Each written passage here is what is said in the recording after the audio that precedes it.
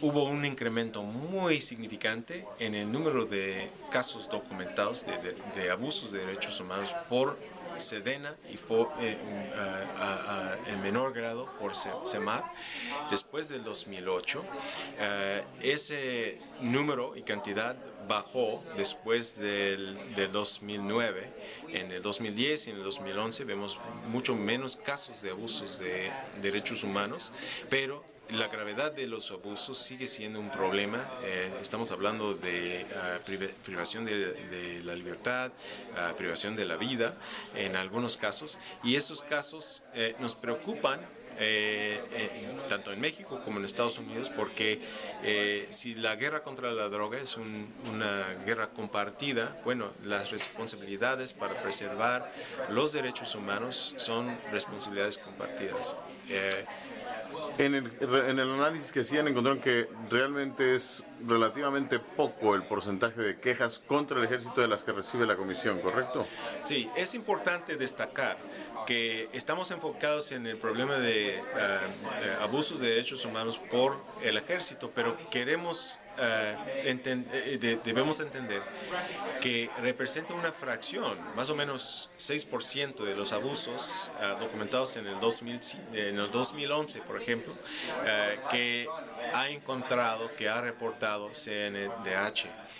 Eso quiere decir que la gran mayoría de los abusos de derechos humanos en México son realmente abusos cometidos por autoridades civiles. Entonces, no estamos necesariamente diciendo que hay un problema en especial con Sedena o con CEMAR en términos de la cantidad de abusos. El problema es que ni CEMAR ni Sedena están bajo una jurisdicción civil, y cuando los casos son documentados por CNDH, no necesariamente implica una resolución de esos casos por medios civiles. No hay una manera para hacer responsable la agencia o el cuerpo militar, porque es el mismo cuerpo militar que determina cuál va a ser la culpabilidad y la sentencia de un individuo dentro de sus cuerpos que ha cometido un abuso. Entonces, algo que está pasando ahorita en México que es muy importante es que están revisando los códigos militares. De hecho, en el último congreso a nivel nacional aprobaron en las comisiones una propuesta legislativa que cambiaría el procedimiento para asegurar que todos los casos de abuso de derechos humanos se transfieren a autoridades civiles en acuerdo con la Constitución mexicana y con las decisiones de la Suprema Corte del 2011. Y ese es muy importante esa posibilidad de transferir casos a autoridades civiles es muy importante, porque queremos asegurar que no hay protección de los responsables de los derechos humanos, sino de protección de las víctimas. En México escuchamos frecuentemente que deberían retirarse los soldados y regresarlos a los cuarteles. En base a este análisis de las quejas presentadas contra él, de ver hechos como tortura, como privación ilegal de la libertad, ¿consideran ustedes que es el momento o que hay condiciones para retirarlos? Bueno, nosotros no estamos enfocados en si se debe usar las fuerzas militares o no, o cómo, pero sí estamos enfocados en cómo podemos prevenir que el uso de las fuerzas militares sea un uso pegado a la legalidad y protegiendo y no abusando de los derechos de los mexicanos. Yo creo que, por cierto, la amenaza que enfrenta México en ciertos lugares del país es una amenaza muy severa y una amenaza que probablemente requiere uso de fuerza militar o por lo menos fuerza federal para enfrentar esos grupos.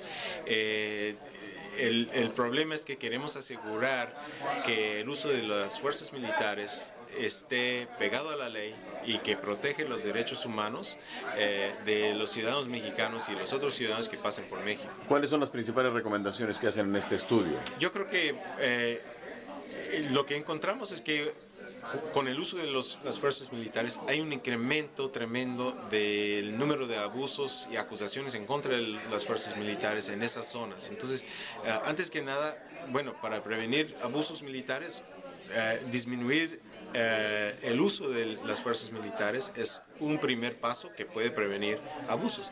En los casos que eso no sea posible o donde es necesario realmente involucrar a los militares, hay que haber capacitación adecuada para que ellos entiendan cómo no abusar de los derechos humanos y que haya mecanismos para identificar y